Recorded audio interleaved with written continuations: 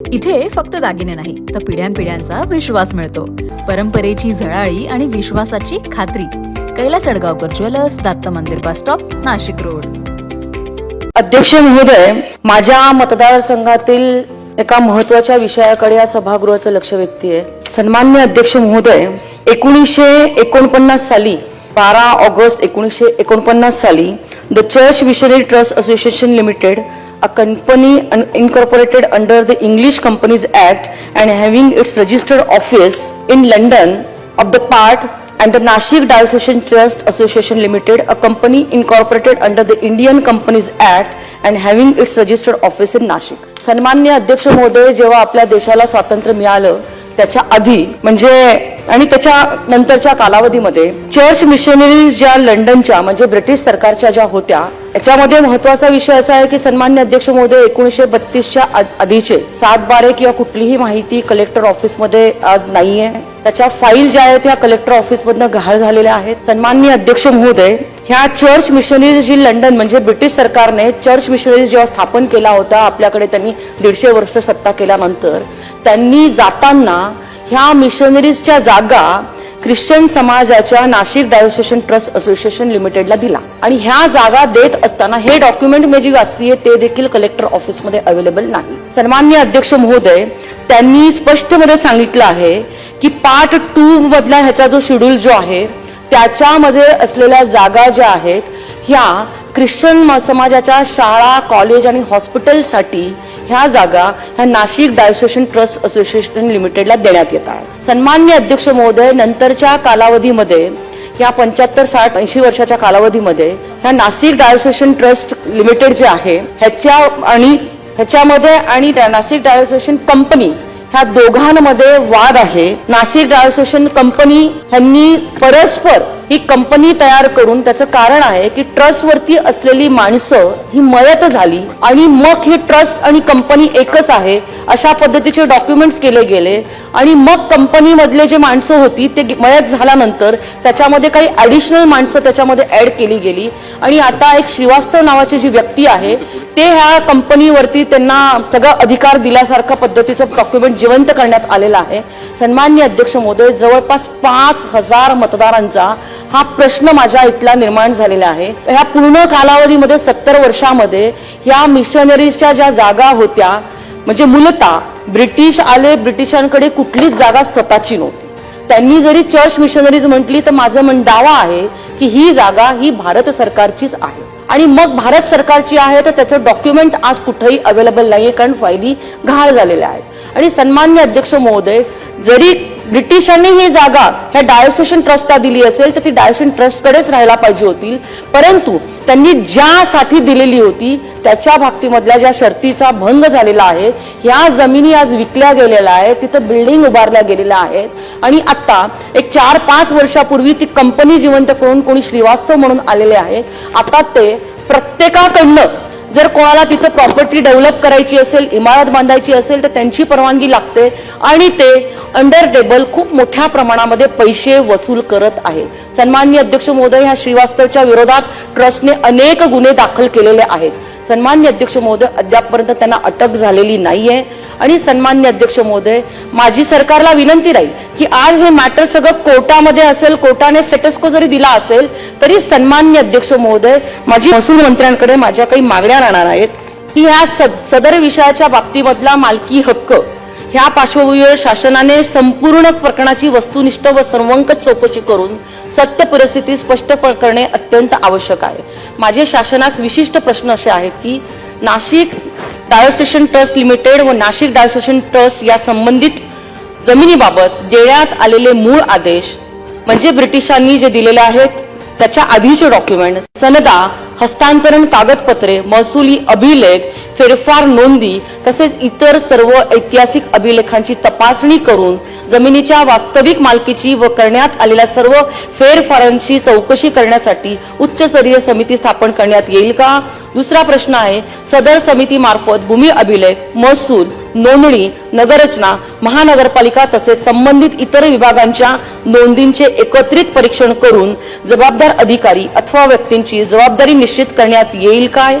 चौकशीत संबंधित जमीन अथवा तिच्यातील कोणताही भाग शासकीय मालकीचा असल्याचे स्पष्ट झाल्यास त्या परिसरातील शासकीय कार्यालयांच्या जागा, आरक्षणाच्या जागा, खुल्या जागा व इतर शासकीय मालमत्ता तत्काळ महाराष्ट्र शासनाच्या नावावर नोंद करून शासन ताब्यात घेण्यासाठी आवश्यक कारवाई करणार का? ज्यांच्या मालमत्तांवरील नोंदी कोणतीही पूर्वसूचना किंवा सुनावणी न देता कमी करण्यात आलेल्या आहे, या मागच्या 6 महिन्यामध्ये अशा सर्व नागरिकांच्या प्रकरणांची फेर तपासणी करून त्यांना न्याय देण्यासाठी विशेष यंत्रणा स्थापन करण्यात येईल काय? आणि या संपूर्ण प्रकरणाची कालबद्ध चौकशी करून म्हणजे 2-3 महिन्याच्या कालावधीमध्ये सन्माननीय अध्यक्ष महोदय दोषी व्यक्ती, संस्था अथवा अधिकारी यांच्यावर कायदेशीर व फौजदारी कारवाई करण्यात येईल का? आणि सन्माननीय अध्यक्ष महोदय, महसूल मंत्र्यांचं मी अजून ह्या विषयाकडे लक्ष वेधते की सन्माननीय अध्यक्ष महोदय, अशा पद्धतीने ख्रिश्चन मिशनरीज ऑफ लंडन ह्यांनी अनेक ठिकाणी राज्यामध्ये, म्हणजे आपल्या महाराष्ट्राची गोष्ट सांगते, भारताचा विषय मला माहित नाही, परंतु महाराष्ट्रामध्ये चर्च मिशनरीजने जाताना, इथं देश सोडताना अनेक ठिकाणच्या अशा जागा ज्या आहेत ख्रिश्चन मिशनरीज ऑफ लंडनच्या, त्यांनी नांदगाव असेल, औरंगाबाद असेल, असे अनेक शहरं आहेत की ज्या ठिकाणच्या जागा ह्या ट्रायोसेशन ट्रस्टला दिलेल्या आहेत. आणि सन्माननीय अध्यक्ष महोदय, म्हणून त्याच्यामध्ये महत्वाचा प्रश्न उपस्थित होतोय की हा सगळ्या विषयाच्या बाबतीमधले जे डॉक्युमेंट्स गहाळ आहेत त्याच्यासाठी तत्काल अतिशय सक्षम अधिकाऱ्याची चौकशी, जरी कोर्टामध्ये स्टे असेल तर ही चौकशी करून घेऊन सरकार कोर्टामध्ये आपली बाजू मांडून घेऊन नागरिकांना न्याय देणार का? विधानसभा सदस्य देवयानी ताई फरांदे यांनी नाशिक डायोसेशन ट्रस्ट व नाशिक डायोसेशन काउन्सिल हे जे आहे याच्यामधला जो वाद आहे, हा वाद या ठिकाणी शासनाच्या लक्षात आणलेला आहे. नगर भूमापन अधिकारी नाशिक यांनी डायोसेशन ट्रस्टच्या बाजूने निर्णय दिला आहे. यामध्ये पोलीस उपायुक्त परिमंडळ एक नाशिक व डायोसेशन काउन्सिल यांच्यामध्ये वाद आहे. खरं तर हे प्रकरण मुंबई हायकोर्टमध्ये न्यायप्रविष्ट आहे. यामध्ये आता देवयानीताईची अपेक्षा आहे की त्या संपूर्ण ख्रिश्चन मशिनरीनी ज्या जागा राज्यामध्ये सोडून गेल्या आहेत इंग्रजाच्या काळानंतरच्या, त्या संपूर्ण राज्याच्या संपूर्ण ख्रिश्चन मशिनरी त्या जागांची एकदा तपासणी केली पाहिजे. तर ती जमाबंदी आयुक्ताकडे आमचा रेकॉर्ड आहे, तपासणी करू की सोडून गेल्यानंतर त्या प्रॉपर्टीचं काय झालं, त्याची एक 3 महिन्यामध्ये संपूर्ण जमाबंदी आयुक्ताकडनं आपण तपासणी करून घेऊ. एक दुसरं त्यांची प्रश्नाधीन जो आता विषय आहे नाशिकचा, यामध्ये त्यांच्या 2-3 मागण्या आहेत. जी ट्रस्ट होती, मग त्याचे संचालक बदलले वगैरे वगैरे, खूप मोठी हिस्ट्री आहे. तर न्यायप्रविष्ट असल्यामुळे सभागृहात काही फार या ठिकाणी न्याय किती मिळेल मला माहिती नाही, पण त्या गोष्टी करता येतं की मालकी तपासता येतं. मालकी कशी चुकीच्या पद्धतीने त्या ठिकाणी आली, मग एखाद्या वेळेस धर्मदाय आयुक्त संस्थेमध्ये संचालक एंट्री करताना काही त्या ठिकाणी घडलं का, ते चॅरिटी कमिशनच्या माध्यमातून तपासता येतं. आणि याचे मूळ अभिलेख कुणाच्या नावाने होते, आता अभिलेख कुणाच्या नावाने आहे, कसे ट्रान्झॅक्शन झाले, कसं त्या ठिकाणी अभिलेखावर नोंदी आल्यात, मग त्या शासन जमा करता येत होत्या का, शासन जमा होत असताना मग एखाद्या वेळी प्रायव्हेट माणूस घुसून त्यांनी आपल्या नावाने करून घेतल्या का, या सर्व बाबी तपासणीच्या आहेत, चौकशीच्या आहेत. आणि चौकशी अंती त्याचा खरा निकाल लागणार आहे. तर मी त्यांना एवढंच आश्वस्त करतो की त्यांनी 1, 2, 3, 4 जे प्रश्न मांडले त्याचं उत्तर हो आहे. 4ही विषयाचं एक विभागीय आयुक्ताकडे आपण चांगला फोरम तयार करू, ज्यातनं जमाबंदी आयुक्ताचा एक व्यक्ती द्यावा लागेल, विभागीय आयुक्त द्यावे लागतील, IGRच्या काही व्यक्ती द्यावे लागतील, अधिकारी द्यावा लागेल, आणि काही एखादा पोलीसचा अधिकारी द्यावा लागेल. कारण पोलीस उपायुक्त परिमंडळ याच्यामध्ये आहे, त्यांची जमीन त्या ठिकाणी आहे.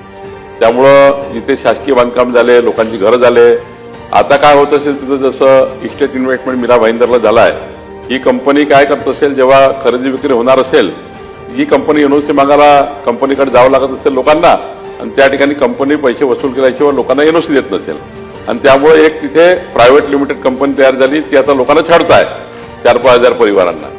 तर एखाद्या वेळी ही जमीन शासन जमा करता येईल का, ही जमीन त्या प्रायव्हेट कंपनीकडनं कशी त्याचा सुटका करून घेता येईल, हायकोर्ट काय म्हणेल किंवा धर्मदाय आयुक्त काय म्हणेल, हे जरा सारा तपासणीचा विषय आहे.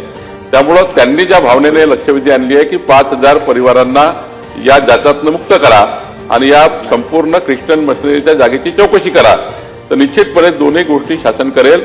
3 महिन्यामध्ये आम्ही आपला रिपोर्ट तयार करू उच्च न्यायालयामध्ये चांगल्या पद्धतीने आम्ही त्याचा सबमिशन करू एक चांगले त्या ठिकाणी सरकारी वकिलाच्या माध्यमातून किंवा एखाद्या वेळेस प्रायव्हेट काउन्सिल लावता येईल तर प्रायव्हेट काउन्सिल बघू, गव्हर्नमेंटकडनं एखादी काउन्सिल नेमता येईल तर पुन्हा नेमू, पण इकडे उच्चस्तरीय चौकशी करून पूर्ण रेकॉर्ड शोधून काढू.